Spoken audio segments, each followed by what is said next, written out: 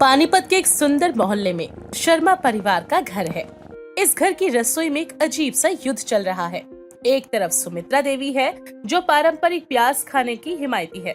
दूसरी तरफ बहू अंजलि जो बिना प्याज के स्वादिष्ट व्यंजन बनाती है। आज सुबह से ही दोनों के बीच प्याज को लेकर बहस शुरू हो चुकी है। अरे बहू, ये क्या बना दिया तुमने आज फिर? इतना फीका खाना, प्याज डाले बिना भला सब्जी में स्वाद कहाँ से आएगा? हर रोज वही टोका टाकी। माँ जी, मोहित को प्याज से एसिडिटी हो जाती है। आप तो जानती हैं कि अधिक मात्रा में प्याज का सेवन पेट में गैस, एसिडिटी और पेट में दर्द जैसी समस्या पैदा करता है। ये सब तो बहाने हैं। मेरा बेटा 30 साल से प्याज खा रहा है, कभी कोई समस्या नहीं हुई।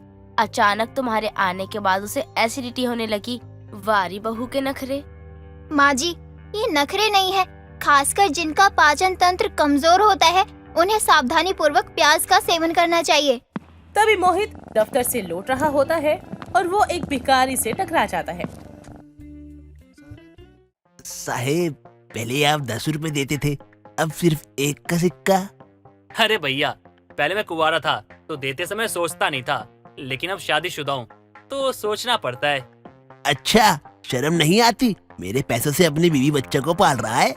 अरे अरे अरे अरे, क्या क्या क्या क्या क्या बोले जा रहे हो? हाँ, मेरी बिल्ली मुझसे मियाओ। अरे शर्म तो आपको आनी चाहिए हैं? भगवान ने हाथ पांव सही सलामत दिए हैं। सड़क पे खड़े होकर भीख मांगते हुए अच्छा लगता है आपको? हाँ, अरे तो क्या दफ्तर खोल दूं?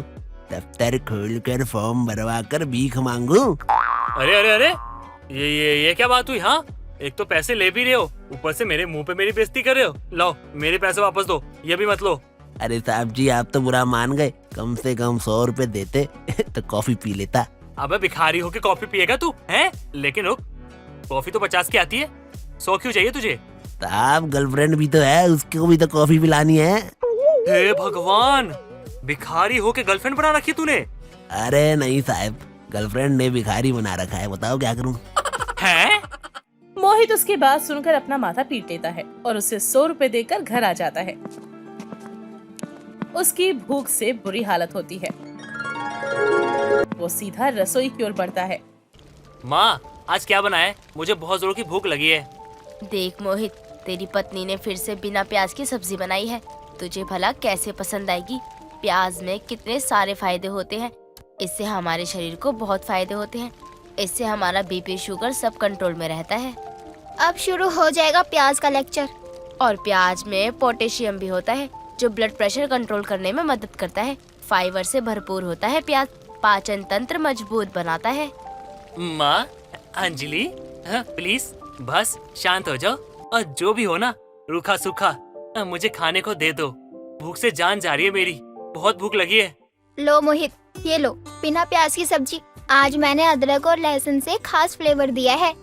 और ये मेरी बनाई प्याज वाली सब्जी। बेटा, जरा एक बार खाकर तो देख। मोहित दोनों प्लेट देखकर असमंजस में पड़ जाता है। कैसे एक साथ बेचारा 2 सब्जियां खाए और किसी का दिल भी ना दुखे, ये सोचकर तो उसका सिर चकराने लगता है। अब क्या करूँ? मैं कौन सी सब्जी खाऊं? अगर अंजलि की सब्जी खाई तो माँ बहुत ताने देंगी। हो सकता है उनकी फ्लाइंग चप्पल भी आ जाए। और अगर माँ की सब्जी खाई तो अंजलि रूम में सोने नहीं देगी। अगर रूम में नहीं सो पाया तो बाहर सोना होगा। बाहर वो मच्छर, वो इमरान हाशमी बनकर रात भर मेरे कानों में गाना गाएंगे और मेरे खून को ऐसे पिएंगे जैसे मुझे चुम्मा ले रहे हो। क्या करूं यार?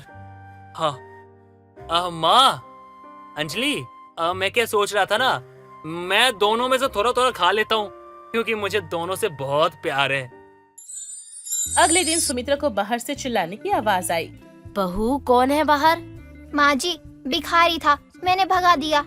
अरे कलमोही, मुझसे बिना पूछे भिखारी को भगा दिया। उसे जल्दी से वापस बुला।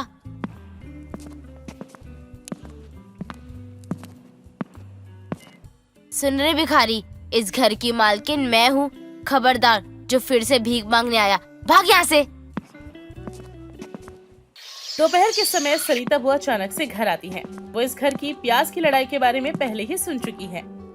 क्या सुमित्रा, ये मैं क्या सुन रही हूँ? दीदी, मुझे कैसे पता चलेगा कि आप क्या सुन रही हैं? अरे मैंने सुना कि पूरे मोहल्ले में तुम्हारी और तुम्हारी बहू की प्याज युद्ध की चर्चा हो रही है। अरे दीदी, क्या करूं, आजकल की बहुएं पता नहीं कैसी कैसी नई थ्योरी लेकर आती हैं। हमारे जमाने में तो जो मिलता था ना, खुशी खुशी खा लेते थे।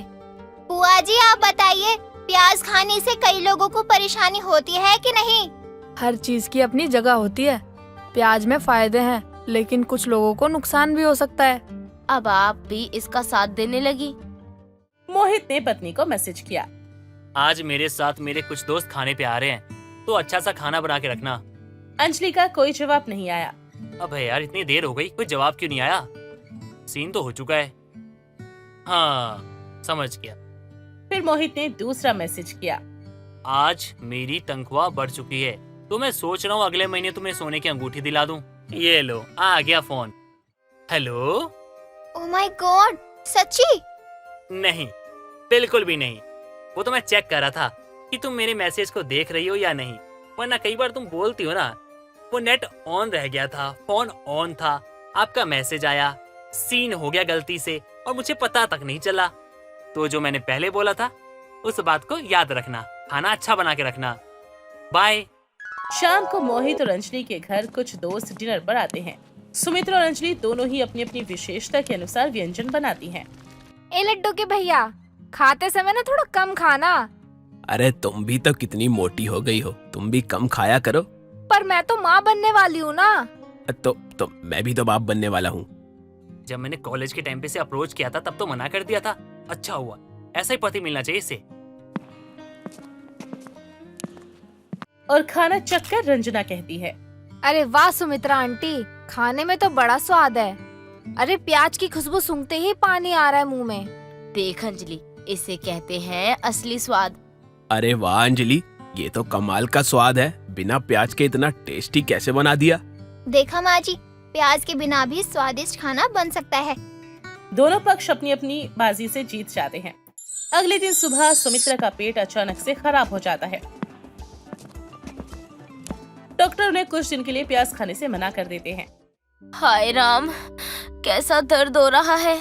माँ जी आप लेट जाइए, मैं आपके पाँव दबा देती हूँ। रहने दे बहू, क्यों ही दिक्कत करेगी तू। नहीं नहीं माँ जी, कोई बात नहीं, लाइए। अंजलि सुमित्रा के पांव दबाने लगती है तो वो जोर का पाद मार देती है। माँ जी मैं क्या कह रही हूँ, मैं अदरक वाली चाय बनाती हूँ, आराम मिलेगा आपको। अभी आपके पैर दबाना ना रहने देते हैं। डॉक्टर ने कहा था कि कुछ दिन प्याज का सेवन न करूं। मुझे तो विश्वास ही नहीं हो रहा।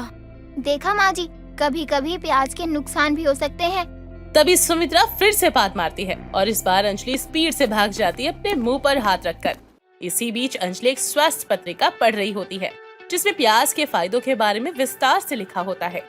वाकई प्याज में इतने सारे पोषक तत्व होते हैं, शायद थोड़ी मात्रा में मोहित को भी खानी चाहिए। बिल्कुल, वही तो मैं कह रही थी। शाम को मोहित अचानक से डॉक्टर कामिनी को घर लेकर आता है, जो एक प्रसिद्ध आहार विशेषज्ञ होती है। माँ अंजलि, देखो मैं किसे लेकर आया हूँ। ये है डॉक्टर कमीनी। मोहित, नाम मेरा ढंग से ले लो, वरना याद है ना तुम्हें कॉलेज में मैं तुम्हें कैसे सोचती थी। मेरा मतलब है डॉक्टर कामिनी। ये मेरी दोस्त है, हम कॉलेज में साथ में पढ़ते थे। पढ़ती तो मैं थी, तुम तो बस सोते रहते थे। अरे अरे रुक जाओ, तुम घूरो मत मुझे। माँ ये पढ़ती थी और मैं सोता था, इसीलिए आज मैं जॉब कर रहा हूँ और ये डॉक्टर बन गई। अरे नमस्ते बोल दो, मेरी माँ है वो, मेरी पत्नी है, थोड़ी इज्जत करो यार। नमस्ते आंटी जी। नमस्ते अंजलि। नमस्ते बेटा कमीनी। आंटी जी, मेरा नाम कमीनी नहीं कामिनी है। अरे हाँ बेटा, वही 19-20 का ही तो फर्क है। कोई बात नहीं आंटी जी, इतना तो चलता है। मोहित, इसकी सजा मैं तुम्हें ही दूंगी, वो भी बाद में। यहाँ अचानक कैसे आना हुआ? आंटी जी, वो मोहित ने मुझे आपके घर के प्याज के विवाद के बारे में बताया था। अरे बेटा, ये क्या बात हुई भला? घर की बात को बाहर ही ले गया। हाँ मोहित, ठीक नहीं किया तुमने। अरे माँ अंजलि प्लीज शांत हो जाओ, डॉक्टर को लेकर आया हूँ मैं, डॉक्टर की बात सुन लो। अरे शांत हो जाओ, मुझे भी कुछ बोलने दो यार। मैं भी डॉक्टर हूँ, मैंने इसीलिए पढ़ा है, कोई तो फायदा होने दो मेरी पढ़ाई का। कमीनी बेटा, तुम ही बोलो। आंटी जी, मेरा नाम कमीनी नहीं कामिनी है। अबे यार, ये मेरी माँ लगता है मुझे इसे गाली सुनवा के मानेगी। बार बार इस कामनी को कमीनी कह रही है। अभी तो यहाँ सही है, बाद में पक्का मेरी बैंड बजाएगी। कोई बात नहीं आंटी जी, इतना तो चलता है। देखिए आप दोनों अपनी अपनी जगह पर बिल्कुल सही हैं। प्याज हमारे स्वास्थ्य के लिए अच्छा होता है और हमें खाना भी चाहिए, लेकिन कुछ लोग ऐसे भी होते हैं जिनका पाचन तंत्र बहुत सेंसिटिव होता है, जिसकी वजह से ज्यादा प्याज खाने से उनके शरीर में एसिडिटी, गैस, पेट दर्द ये चीजें हो जाती हैं। बिल्कुल वही मैं तो कह रही थी। क्या परिवार है तुम्हारा? अरे मुझे बोलने ही नहीं दे रहा है, मैं डॉक्टर हूँ। अरे मेरी माँ, तो चुप कर, अभी डॉक्टर मैडम की बात तो सुन ले। पर माँ जी। चुप रह, नहीं तो बाथरूम में बंद कर दूंगी। अरे भाई कोई मुझे भी बोलने दो। कमीनी बेटा तुम ही बोलो। आंटी जी कमीनी नहीं, कामिनी, कामिनी नाम है मेरा। अरे हाँ हाँ वही वही, आगे तो बोलो। हाँ ठीक है, मैं ये कह रही थी कि खाने में बैलेंस बनाना बहुत ज्यादा जरूरी होता है। प्याज को विभिन्न तरीकों से पकाकर खाया जाए तो उसका नुकसान कम हो जाता है, या फिर आप उसे भून कर खा सकते हैं या फिर तल कर खा सकते हैं। इससे ये होगा कि जब वो आपके शरीर में जाएगा तो आपको नुकसान नहीं करेगा। और अगर आप लोग मेरी बात माने तो जब तक मोहित की तबीयत ठीक नहीं हो जाती है तब तक आप लोग बिना प्याज से खाना बना ले। डॉक्टर कामिनी की बात सुनकर कमरे में एक पल के लिए तो सन्नाटा ही छा जाता है। सुमित्रा और अंजलि एक दूसरे की तरफ देखते हैं।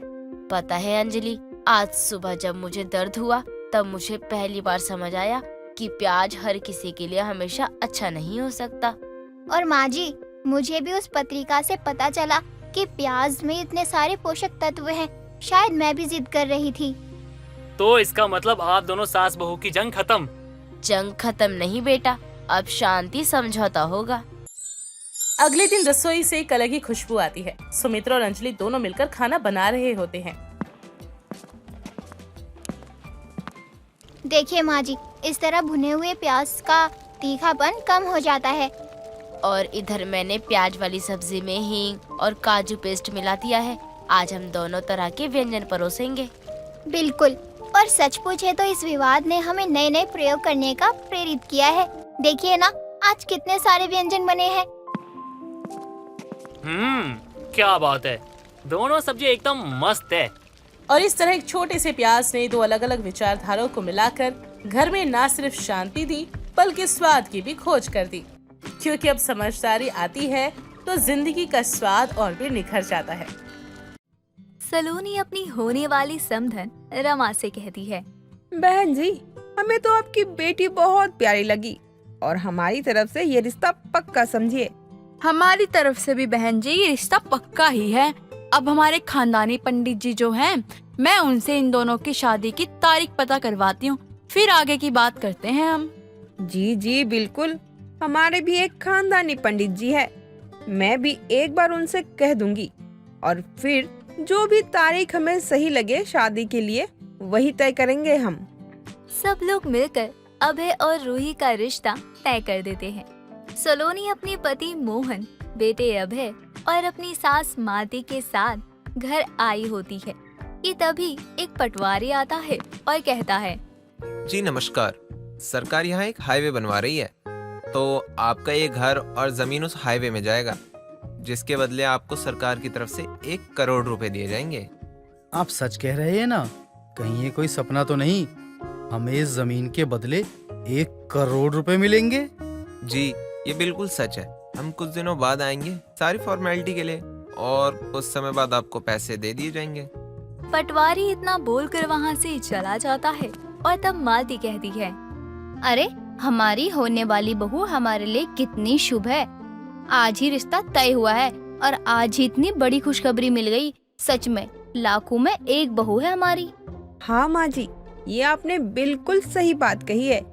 हमें 1 करोड़ रुपए मिलेंगे, ये तो हमने सोचा भी नहीं था। 1 करोड़ की बात सुनकर सब लोग बहुत ज्यादा खुश हो जाते हैं और कुछ ही दिनों बाद अभय और प्राची की शादी का मुहूर्त भी निकल जाता है, जिसके बाद उन दोनों की शादी होती है। शादी करके प्राची अपने ससुराल आती है। प्राची ससुराल में अच्छे से घुलने मिलने की कोशिश करती है और प्राची को भी सभी लोग काफी ज्यादा मानते हैं। एक दिन सभी लोग बैठे होते हैं, तभी सलोनी कहती है, अरे प्राची, अभय, तुम दोनों की शादी हो गई। तुम दोनों ने कुछ सोचा कि तुम दोनों कहाँ जा रहे हो हनीमून के लिए? जल्दी से बता दो, फिर टिकट भी तो करवानी होगी ना। अरे माँ, मैंने तो ये सोचा ही नहीं। प्राची, तुम्हारा कहीं जाने का मन कर रहा है तो बता दो, हम वहीं चलते हैं। हाँ हाँ बहू, तू जहाँ जाना चाहती है बेझिझक बता। वो दादी सास जी, मेरा ना शुरू से ही मन है पेरिस जाने का। मैंने सुना है वो बहुत ही सुंदर है। अगर हम वहाँ हनीमून के लिए जाएं तो मुझे बहुत अच्छा लगेगा। हाँ हाँ, क्यों नहीं। अगर तुझे अपने हनीमून के लिए पेरिस जाने का मन है तो बिल्कुल जाओ। हम लोग तो यही चाहते हैं कि तुम घूमो फिरो। अब यही तो उम्र होती है ना कहीं भी जाने की। बाद में कहाँ ही होगा कुछ। उम्र से ज्यादा पैसे मायने रखते हैं और मेरी भी इच्छा है कि मैं भी कहीं घूमने जाऊं। जवानी में तो जा नहीं सकी, लेकिन अब बहुत मन है घूमने जाने का। माँ, ये आप कैसी बात कर रही हो? बच्चे अपने हनीमून पर जाने की बात कर रहे हैं, इनके साथ आप कहाँ जाएंगी? अरे क्यों नहीं जा सकती मैं? बच्चों का मन पेरिस घूमने को कर सकता है, तो क्या मेरा मन नहीं कर सकता है? और बात साफ है, मैं भी घूमने जाऊंगी तो मतलब जाऊंगी, वरना कोई नहीं जाएगा। लेकिन माँ जी। माँ जी कोई बात नहीं, अच्छा ही तो है ना, दादी सास भी चलेंगी। इनफैक्ट मैं भी तो कहती हूँ कि हम सब चलते हैं, एक फैमिली पिकनिक की तरह।